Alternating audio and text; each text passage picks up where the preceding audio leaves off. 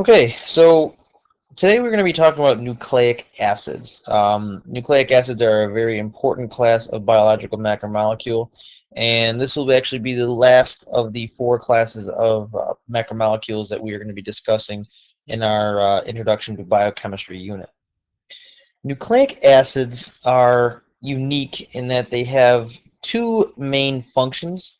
Um, Their function is their primary function, which is what most people are familiar with, is to store genetic information. So all of our genetic information telling us how tall we are, what color eyes we have, whether we're going to be um, blonde hair, brown hair, all of our expression or our traits is stored in our genetic information, which is stored in nucleic acids. Another type of nucleic acid that not many people are aware of is called ATP, or adenosine triphosphate. And ATP is the basic energy molecule that provides immediate energy for all life functions. A lot of people refer to it as the energy currency of the cell. So these are the two main functions: storing genetic information and immediate or quick energy exchange. Now, this is where our element phosphorus comes into play, because it is the only biological macromolecule that contains phosphorus. And you'll see that here in the phosphate group of the molecule. So this right here is the phosphate group of your nucleic acid monomer. And you'll see the phosphorus right here. And this entire monomer that I just pointed out is called a nucleotide. So a nucleotide is the monomer, or the building block, of genetic material such as DNA and RNA. And it is also the form of ATP that we will be talking about. So adenosine triphosphate is a monomer that has three phosphate groups on it instead of just one. However, if you look at the basic structure of a nucleotide, they are made up of three things. You have your phosphate group, number one. You have a ribose sugar, which you might recognize because it looks similar to that of glucose, but this is your ribose sugar number two. Um, and you have a nitrogen base, and they call it a nitrogen base because it has nitrogen in its blueprints. So this is number three. So these three components make up your monomer, or your nucleotide. And again, some examples are cytosine, guanine, thymine, adenine, uracil, and adenosine triphosphate.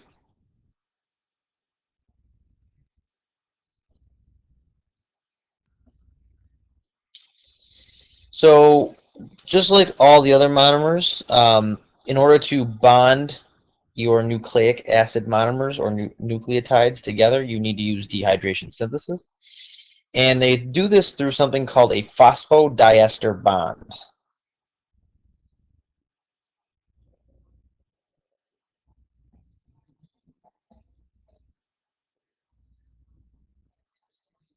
Now, I'm not going to require you to know phosphodiester bonds and what their definitions are, but what we're going to be talking about here is a phosphodiester bond. So I will run this little video so that you can see how that works.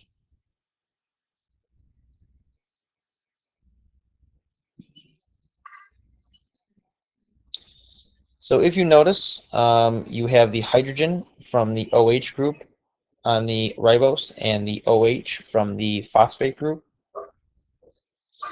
This is the ribose sugar here, characteristic with that O within the ring, but you have your ring shape.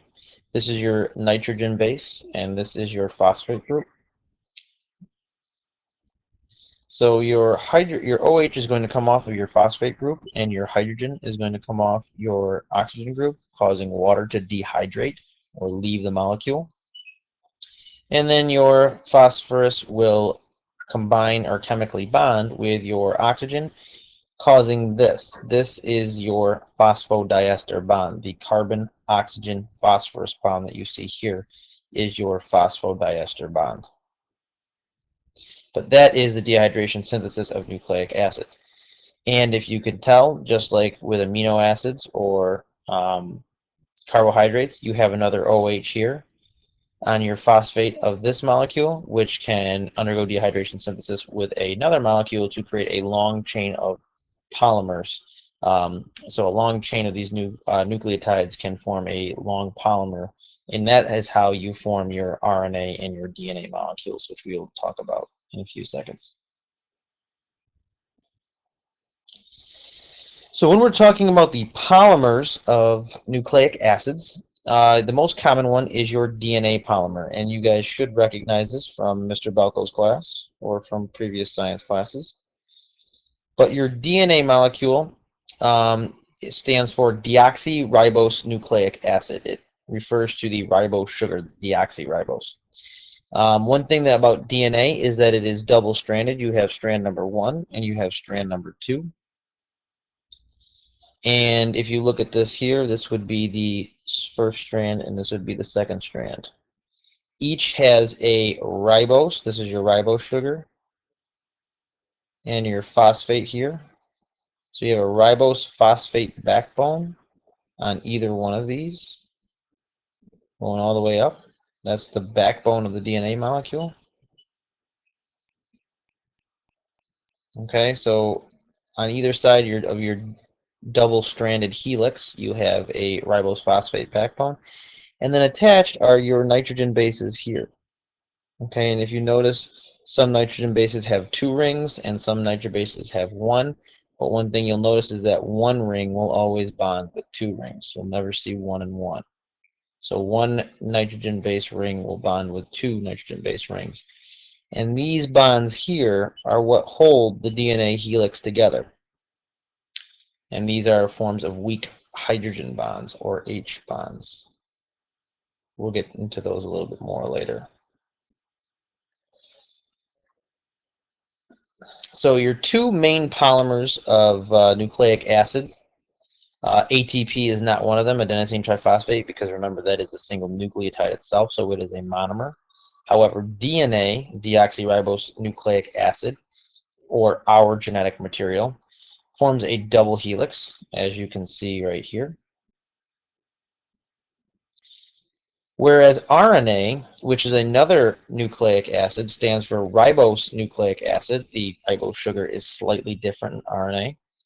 And it is used in making proteins and is an important part of everyday metabolic activities because it is what produces our proteins. It holds the blueprints for our proteins.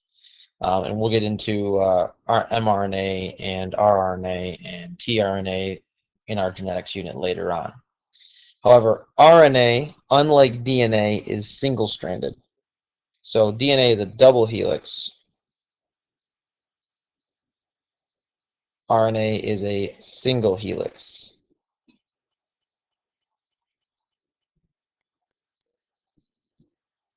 So imagine this molecule with just the blue. That would be an RNA molecule. And I will show you a picture of an RNA molecule right here. So this is again your double-stranded or double helix DNA. So you have 2 helices intertwined, okay, with your hydrogen bonds in the middle, bonding your nitrogen bases. Whereas your RNA strand, although very similar, does not have a second strand that it bonds to, so it is single-stranded.